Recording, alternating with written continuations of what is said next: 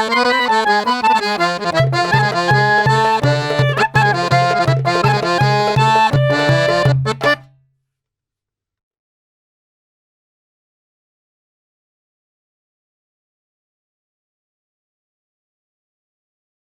da qui partiamo per andare a fare sto video.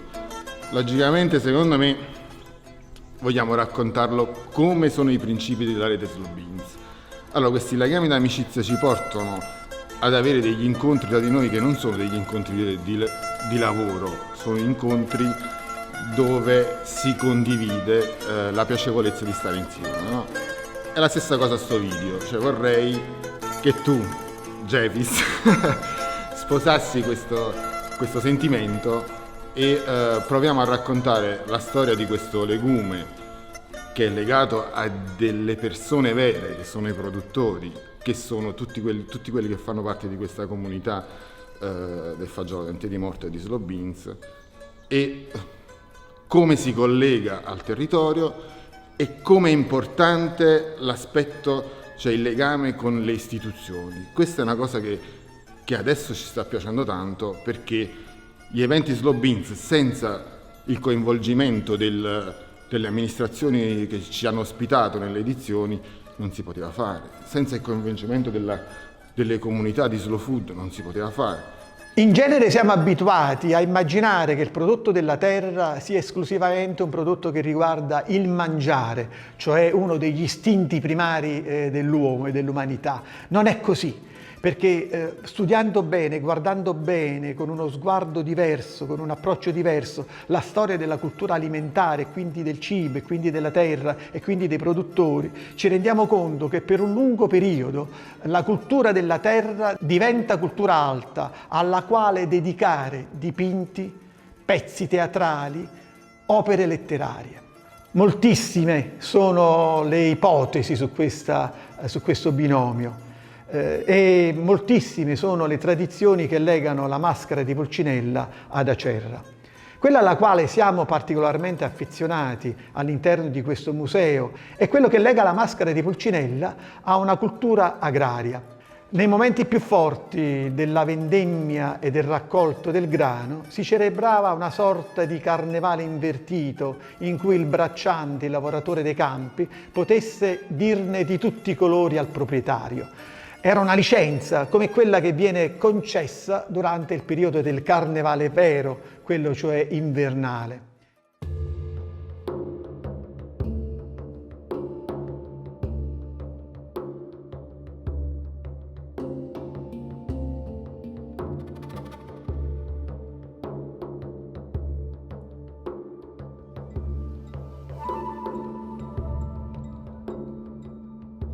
Allora, questo è il manifesto di Slow Beans. Slow Beans è una rete, la rete dei produttori dei legumi. La rete Slow Beans è anarchica, guidata dalle relazioni e dall'affetto. Dopo questi anni di, non vedo bene, ridente collaborazione, si riunisce la rete dei produttori Slow Beans per rinnovare l'adesione ai principi. Io sono uno dei produttori di questo fagiolo. Provengo soprattutto da una famiglia di contadini. Mio padre era un produttore, mio padre era un contadino e poi sono succeduto io in questa attività. E diciamo che questo fagiolo poi si è tramandato da generazione a generazione fino ad arrivare alla mia generazione. Perché è una storia che si ripete attraverso le nuove generazioni e la mia volontà è quello là di poi poterlo trasferire a uno dei miei figli o ad altri ragazzi giovani che possono intraprendere e custodire gelosamente questi semi come sono stati custoditi dalla mia famiglia. Questo preside nasce nel 2011 perché per cercare di non perdere questo seme, questo prodotto che era oramai diventato un prodotto di coltivazione solo ad uso hobbistica, di giardino. Si era persa la coltivazione per la vendita. Una delle cose che ci affascina a stare in questi presidi è il confronto, la relazione che teniamo tra noi produttori, tipo oggi di incontrarci tutti noi produttori per scambiarci un po' le idee, un po' le problematiche, un po' le condizioni climatiche che ci stanno un po' penalizzando in questi tempi. Io da 10 anni ho ripreso di nuovo questo seme che l'abbiamo ripreso pian piano, e c'ho pure la macchina sgranatrice che è l'unica forse in questa zona per sgranare i fagioli, una volta spiantati e fatti essiccare al sole naturalmente. E poiché crediamo nella visione alimentare di un prodotto che abbia meno impatto, ci siamo già dedicati da 7-8 anni alla coltivazione del fagiolo dente di morto, perché assaggiandolo intanto abbiamo visto che ha un sapore molto diverso dai fagioli di origine canadese o argentina. Contemporaneamente ne abbiamo notato le qualità di sapore di tutto, però pensiamo che il futuro sia nell'alimentazione dei legumi. Nel 1930, quando viene data alle stampe a cura del Touring Club, ma finanziata dal Ministero dell'Educazione dell'Agricoltura del 1930, questa edizione della prima guida gastronomica d'Italia, uno dei prodotti più noti di quest'area è appunto il fagiolo cannellino.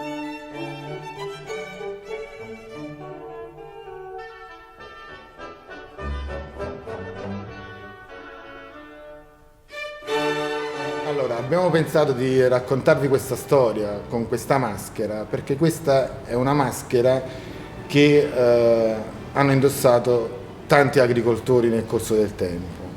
Addirittura anche oggi, diciamo, se io che sono un agricoltore mi metto questa maschera, diciamo, potrei essere il Pulcinella di oggi. E abbiamo pensato di raccontarvi questa storia pensando a un Pulcinella che vaga per i 100 paesi intorno ad Acerra, e in queste campagne, quando lui va a chiedere del cibo perché ha bisogno, diciamo, ha fame, l'agricoltore, diciamo, non fa altro che dargli il suo bene più prezioso, che è il fagiolo dente di morto. Abbiamo immaginato appunto a questi agricoltori, quando Pulcinella gli porge la maschera per avere l'offerta, la riempie di fagioli.